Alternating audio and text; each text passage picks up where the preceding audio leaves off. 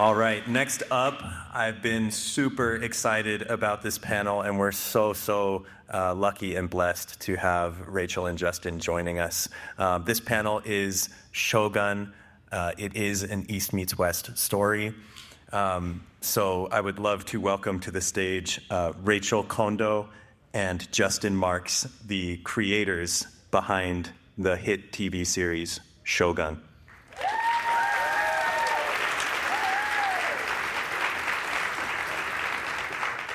Oh, hey, Steve. Thanks. Oh, yeah. Should we wait? No. And this conversation will be moderated by our very own Maya Rogers. Yeah.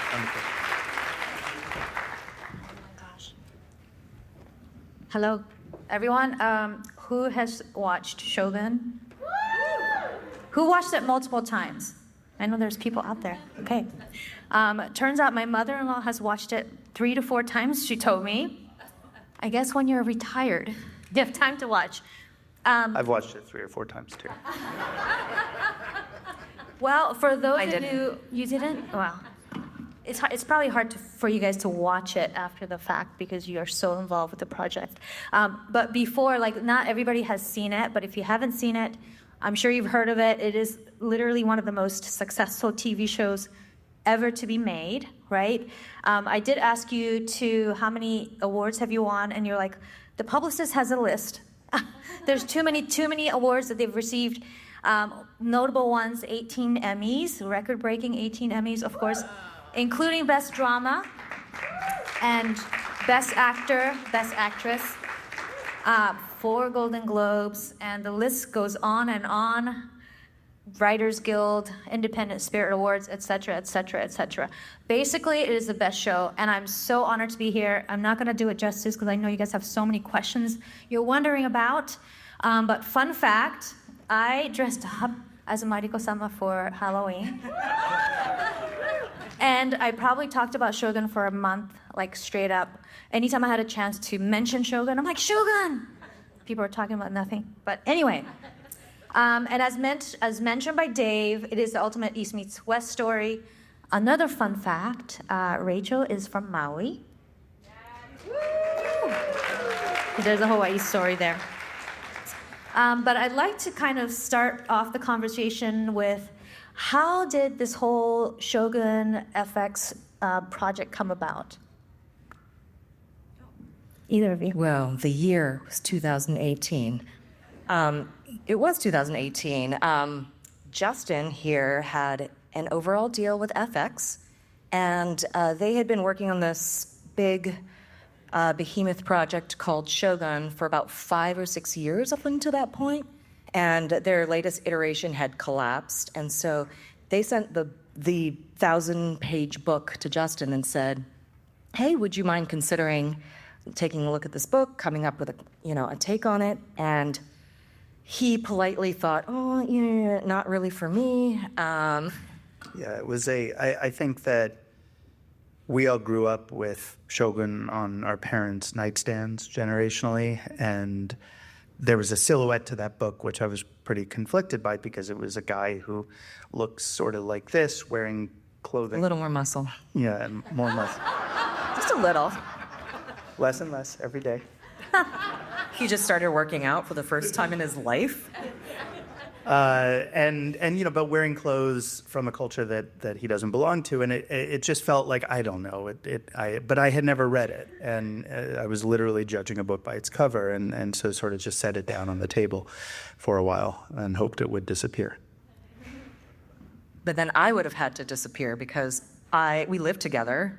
I think you guys are married, or I know you have kids together. Yeah. Partners. That's true. Just FYI. Yeah. For the record. And so I had just finished graduate school, and this was just great timing because I had no job, no prospects, nothing much to do. And I saw the book on the table and said, ooh, that's a good book, even though I had never read it yet. And that was it. We decided to read it together, and we read for 8 hours a day for 3 weeks straight, and we're really pulled into the story. Yeah, It's a very surprising, for those who have read the book, especially recently and in the culture we live in, like it's a really surprisingly modern and intersectional story about how we encounter other cultures, how we encounter ourselves when we encounter those cultures. And we thought that with a slightly skewed interpretation to present day, that a show based on this great book could have a lot to say. So I love that, initially Justin was, asked by FX to do this project. And then Rachel, you came into the picture and you guys went back to FX as a team. And I feel like that culmination of the two of you coming together really ballooned to what the show is about today. And one of our conversations, you had talked about the process being the author. I know you said 2018, 2017, right? The project came about 2018, 2017, and then COVID happened. And as part of that, you guys were kind of having to shift gears and figure out how to move the project forward. So tell us a little bit about what you meant by the process being the author. I think that any movie or TV show I've ever worked on has found its way into itself accidentally in some form or another because of the nature of collaboration and the nature of just the circumstances of development and production. And in this case, I think that we began this process, or at least I did, with a fair amount of trepidation because of all the aforementioned issues and concerns, and this idea of, there's this thing, right? In movies, they talk about, especially, I am not an auteur theory advocate. I think it's total BS, and pushed by labor unions who have a specific bent on saying that the director is the creator or author of a film. That's what's always said. The French say it too. And I think that, and that's why they push us as writers to television, because they say, oh, in TV it's great. The writer can be the author of the show. That's kind of how it works, like the person who really creates it and has all the say. And in truth, I don't, and Shōgun is the perfect proof of that. We are not the authors of the show. The process is the author of the show, which is this, variety of things, some intentional and some completely accidental, like a global pandemic, that give birth to how we go about making the show. And so we were, I think early on in our process, we got out of the writer's room, and then we were ready to start shooting this, we thought, in Japan, and that was in March of 2020. And so things quieted down for a little while, like a year, and we didn't know if the show was ever going to happen. And during that time, we can get into, Rachel and I were doing a fair amount of, let's make lemonade here and conduct some research and employ people to speak to about the development of the scripts. But great, now we have our green light. We're back on track, this time in Vancouver. We're going to start making the show. And because it's COVID, we're all doing this prep on Zoom. We were stuck in LA at that time. I had sent a few producers up to Vancouver, and our department heads were coming out of Vancouver, because that's how you make shows. You all do it geographically.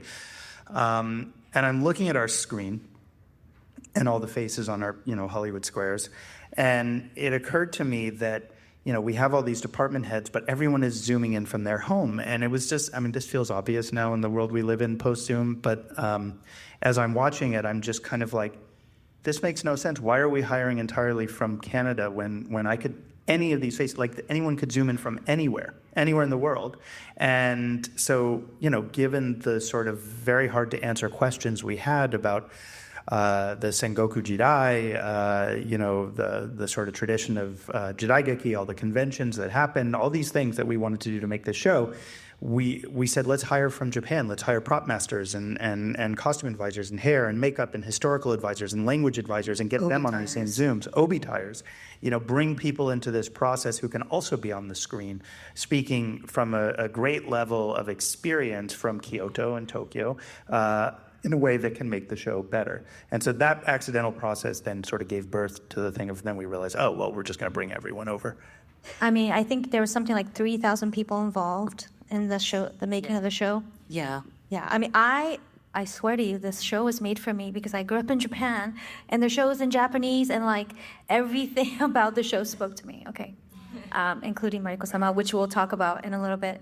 But just even the authenticity, like watching it from, if you've been to Japan, you understand everything is about authenticity and every detail counts. And I know that in the making of the show, like you thought about all of that, you know? And so even, you know, how the actors are walking, they're pouring tea, how they're talking. The language that was used too, right, was the old Japanese language. So if you're a native Japanese speaker, even you're like reading the subtitles. And I do want to add that ever since like streaming came about, like I love watching subtitles, and I appreciate so much the writing that goes behind every show, because that's where the story is, in my opinion. So what is my next question? Oh, well, speaking of, so the decision about making it authentic, like I didn't realize until later, like it was mostly in Japanese, right? Like, is it 90% Japanese? What's the makeup? I think initially we all thought it would be, I don't know, 70-30, 70% in English, 30%? We promised 50-50. And I think they were hoping for 70-30. Yeah, and then we delivered on a lot less than that. Yeah. And to FX's credit, they, at that point, you know, my hope was that we could, as we say in the business, that we could get them pregnant and get them excited, and then now they, you know, and now we're here. Now we trapped them. The best metaphor. Is this how you guys had a baby? I don't know. Okay. No, but if I could add to something you were saying earlier, Justin, he said, it seems obvious now, and I cannot impress upon you enough how calm we are right now. It was 5 years of just like chaos, you know, total, utter, like mind-boggling chaos. We had no idea what we were doing. The process, we only discovered these like ways to talk about it after it was done, years later. And so what Justin was saying about how, you know, the writer is the author of the process, but the process is, the process is the author of the show, but the writer is the author of the process. This is why he says it, not me. But, you know, it just felt like we were like building this car as we were driving it. And I know all of you understand because you make things. And it's that chaos that you're just like, this is, and you know what, I'm not gonna go dark. We have some beautiful little children here, but it was difficult. I think also, you know, so much of what, when you're television is kind of like building a factory, because you're sort of building a system by which you then churn out episodes, and the expectation with the audience is that every week they're going to show, that's our contract, if you will, like every week someone is going to show up and they're generally going to get the same things. The story's going to progress, they're going to surprise you, they're going to, you know, make you cry, make you laugh, whatever it is. But I know when I sign up for this show on week 2, week 3, week 4, that I'm going to get these characters who I care about, and they're going to be doing these kinds of things, and this is why I love them, right? And so when we're making a show, we're trying to constantly be aware of the conditions that we're creating, and I think it takes a fair amount of repetition in the process. We have things in television called the tone meeting, which precedes it precedes everything, really. It precedes the concept meeting and the production meeting, and then in our case, we had a shosa meeting. If you know Japanese shosa movement, it's a whole discipline that we brought in and did an 8-hour meeting on that alone for every episode. But the tone meeting is this 3-day-long conversation between myself, between production, and whatever director is being brought in for that episode, to basically regurgitate constantly these ideas that we have been learning as we're making the show, which is, this is Shōgun, this isn't Shōgun, these are the kinds of questions that we ask every day of ourselves. The answers can change. That's what you're here for, to interpret, to find things. But we are interested in these kinds of questions. How can we render something more authentic? What does it mean to render something more authentic? Because there's not one right answer. Yeah, what is authenticity? You know, I mean, all these things, like, who knows? We didn't know what we were doing. And how do we do it at cost? Because this is also, you know, my job is to make this show producible in some way. And you know, I mean, I'll give you an example of like an indulgence that we we thought it was an indulgence, or the studio certainly thought it was an indulgence at the time, which is that we have an extensive background group on our show, thousands of people who come in and out on a weekly basis to be our extras, and thus an extensive wardrobe department. Like, we had 300,000 square feet of stage space and 300,000 square feet of costume storage as well, just to handle this, and all the staff who would dress everyone. We Hiro Sanada, our star and producer with us as well, said that, from his perspective, because I brought him on as producer to ask him, like, when these questions of authenticity are important from the Japanese perspective, you need to be able to communicate them to me first and foremost. And he said, I think we should have someone who knows how to tie the obi. I think the belt. I think it's a very important thing. I said, okay. I called FX and said, we'd like an obi tire to be flown over from Kyoto to work with our crew. And the call was just like, God, he's asking for a Japanese obi tire now, to come in, and can they not just watch it on YouTube and sort of learn how to do it? And it's it's a fair question in some respects from a purely financial. I was going to say other not nice things about kind of the line producer mentality, but let's just say a purely financial point of view, it makes sense, but it doesn't. So we didn't get it. We didn't get our request at first, and we show up and we're shooting our show for the first week with real numbers coming out on set, and it was taking 4 hours to get all of our background out. And it's like, finally I go back there, and it's like, so what's going on? What's the problem? Like, is it hair? Is it makeup? Are people showing up late? What's happening? And it's like, everyone is pulling their hair out because no one knows how to tie these obis. And so and I called FX, and it's like, because now you're talking about, at our rate, we're costing about $150,000 an hour of every, and we shot for almost 200 days. And so, it's expensive to make these mistakes. It would have cost us $100,000 to bring an obi tire out. And so now, sure enough, in a few days we had him out here. And he taught us tricks that saved us money, because it was not just about authenticity. Here's the thing. This was the narrative that we pushed for FX, and they supported it. We realized it's not just about how you tie this thing. It's about this man, Koga-san, who had been tying these obis in Kyoto for his entire career on the production sets, had all the Velcro tricks. When they have to go to the bathroom, they just pull the Velcro, and it still keeps the knot, but they make a cut there. And it's like, how would we have known that? How would anyone who knows how to tie an obi know that? But someone who's worked in production for all this time. It saves you money to do this. Well, I know this because I took a kimono wearing class, and it's like a month-long class. I'm not even kidding. And don't ask me how to tie an obi now, because it's really long. And You can't fake it. If you don't do it right, it will fall apart. And so you're right. It saved lots of money. Speaking of Hiroyuki Sanada, he is like the godfather of like Japanese actors. I grew up watching him growing up, but I feel like, of course, he's a star. But Anna Sawai, who played Mariko-sama, really kind of made the show. Could you talk a little bit about her? Because I have a girl crush. Oh, me too. Where to start when it comes to Anna? I think. Oh, I did have a follow-up question. So in the process, right, like I haven't read the original book, or did I watch the old show, but has Mariko-sama's character changed when you guys did it this time around? Like, that's my other question. Absolutely. Obviously the project took a lot of time, and I think Anna Sawai herself evolved into Mariko-sama to the point where they became kind of inextricable. And talk about like the consummate professional, the exact opposite of me. She studied up on this historical figure.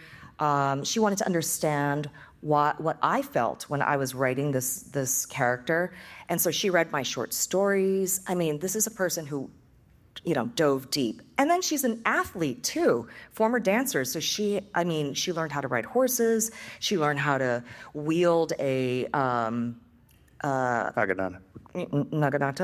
And so anyway, but more than anything, I think her character was kind of symbolic of the process itself, in that she understood that, look, this show had so many limitations flying at it, so many hurdles and speed bumps, and things going wrong all the time, but it really kind of made us at every turn have to be creative with our process and our decision making. And so it became where our limitations were our empowerment.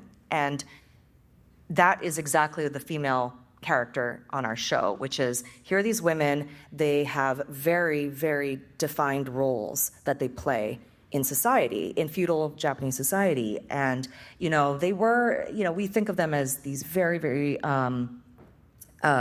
trapped women, and they were, but they had some interesting allowances, like they could get divorced or they could request a divorce.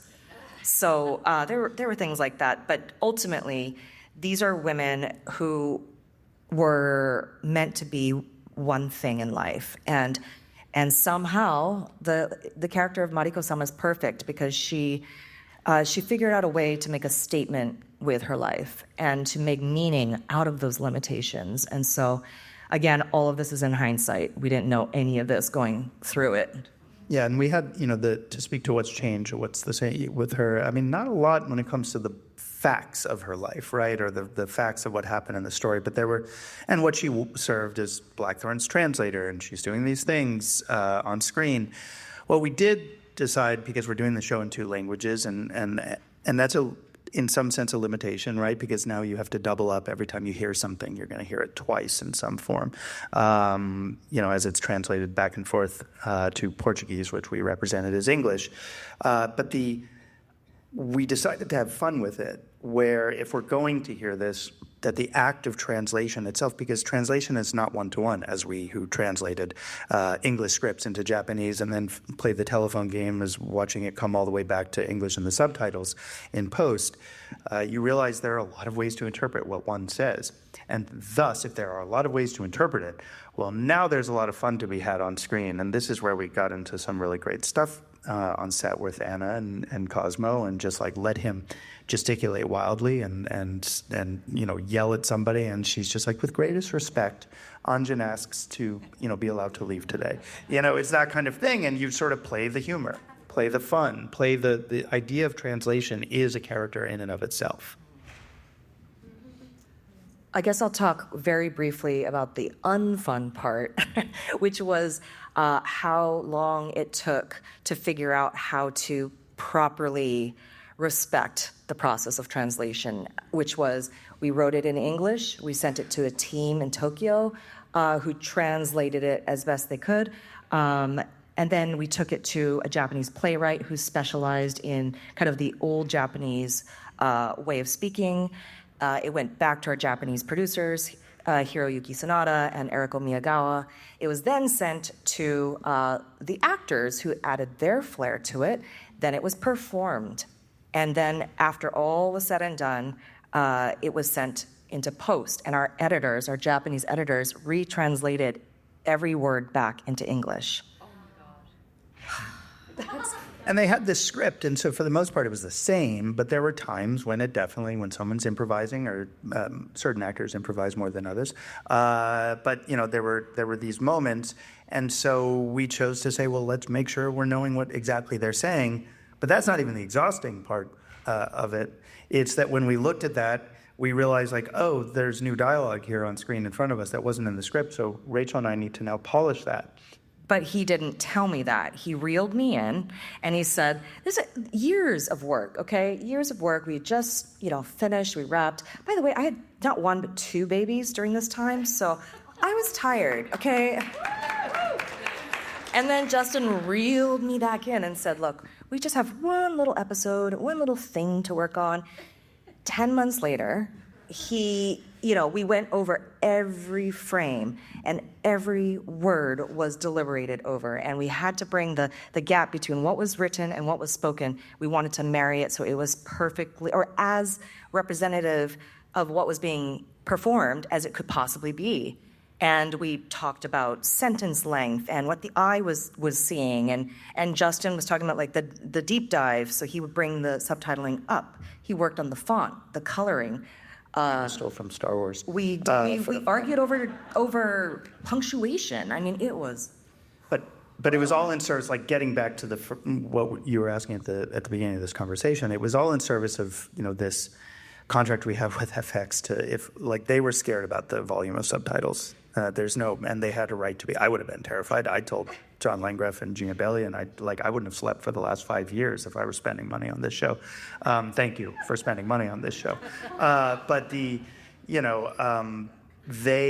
I said, if we're going to do this many subtitles, we have to promise the audience that we're going to do it in a way that they've never seen before, that it's not an afterthought, that it's not something we wish could telepathically disappear or go into the mind of the audience so that you can just beam these languages back and forth or hear a UN translator whispering in your ear.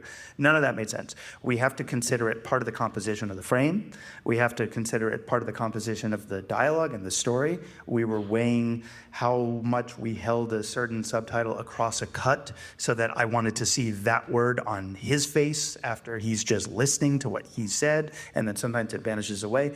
All of it is like our promise to the audience is if you put in the work to watch our show without your phone in front of you, we'll put in the work to make sure that we're going to give you a AAA experience. And I think that it's easy to violate that and just to pass it off, but if you do the sort of the fine detail work, I think it makes a difference when you add up all the details. Well, I think it really speaks to how successful the show has been. I binge watched it by myself. I'm glad I did because Are you okay? I want you. Huh? It's heavy. Are you okay? Oh yeah. No, I was deep. I was deep. But I wanted to share a little story. I think we're out of time almost, but I wanted to share a little story. So, I have a friend. Her name is Mariko, and her mom actually lives downstairs from my building. And it turns out that she was named after Mariko-sama from the original Shōgun story. They had met James Clavell. Is it Clavell? Pronounced okay. They had met him, and after the book came out, they decided to name their daughter Mariko. And so James had visited them in Asia. And basically when he met Mariko-sama, he wrote her a little letter to be opened on her 18th birthday. And so Mariko, who's Hapa, mixed descent, she reads the book when she's 18, and she's like, okay, cool, and kind of shoves it back into her drawer or whatever. 28 years later, I think, where the show comes out, she then remembers about the letter. Yes, this last year. And so her husband, Tim, you might know some of these people, he posts like this long story on Facebook saying, okay, we need your help. We want to, so in the letter that James wrote to Mariko to be open on her 18th birthday, he mentions, I wonder how my daughters are going to be, and I would love to tell them a message. Like I want them to know that I love them. Okay. So he posts this on Facebook, and then he's like, oh, great. 2 days later, somebody who is a producer says, I know I can get you connected to the team. And then nothing happens, right? You know how communication goes, weeks go by. And finally, he hears from the publicist, which I don't know the name, but you probably know who this is. The publicist says, okay, I found the daughters, and I can deliver the message to them. But I also wanted to mention that my sister had a daughter named Mariko who passed away from cancer when she was 3 years old. And so she's like, I think this is the power of Mariko coming around. And the publicist says, I feel like that she was supposed to have sent this message together. And so I wanted to just read a couple of things from this book, from this letter. So James says, send my daughter's love and leave some for yourself, Mariko. How I love life and my children, one of whom I'd like to think you are. And I like very much the idea that I gifted you your name, you give me a link into the future, ne? Like a Japanese. And then he says, Domo, I send you my love. Then he wrote, Shōgun, and all that I have ever done, except my children, is but a dream within dream. And Michaela got this? This got to her? Because I should call her right now. Yeah, well, she knows. So the best part of this is that they had a private conversation. They called, Mariko, and they talked on the phone, which was kept private for social media. But they know that the sisters opened the book, the letter, printed out the letter, and read it in front of their family on Father's Day. Oh, that's great. Yeah. Wow, that's really amazing. I mean, if I can, the only thing that I could have a Mariko that came to us. There's nothing that can top that. But go ahead. Well, you can try. And like trying to, in the sort of the wrap up of it all is, you know, Mariko is based on a real life woman. You know, Lady Hosokawa Gracia, who, you know, was a woman in exactly this time period, who, spoilers, but it didn't happen in the same, you know, but died for her cause. And we were in Osaka just this last summer, spring, a year ago, I guess, almost when this happened, and we were at the site of her death and thinking about that and her. And I just sometimes think, and this is in the spirit of East Meets West, could you imagine telling this woman in 1600 that some culture that didn't exist at that time, 400 plus years ago, that she would have her life and her death would have great meaning for a bunch of, you know, Americans in 400 years plus, let alone Japan. She understood that. She understood Japan, you know, but that it would go, the meaning of her death and the message sent by her death would last 400 years and span an entire ocean to reach other people. I think there's such a power to that when it comes to what storytelling and myth and truth and history can really be about. It really keeps me up at night. And storytelling when it comes to doing it together, because you know, when we set out, we thought we were making, you know, this Western thing, or told through our Western gaze, because you can't really shed yourself of it. And then we tried to do it more Japanese than we thought we would be doing it. And then halfway through, you get this idea that, oh my God, we're not doing either. We're making some third, other thing, not unlike the pidgin language here in Hawaii, where you look to each other and you find the best in you and you put it into this basket and you say, let's make something that is so unexpected, because we were all here and we all cared. So. Well, you guys definitely have made a mark, and this has literally changed the history of the story and how it's going to continue on. So thank you so much, and congratulations. Thank you, Maya. Thank you, Shenua. Thank you, David.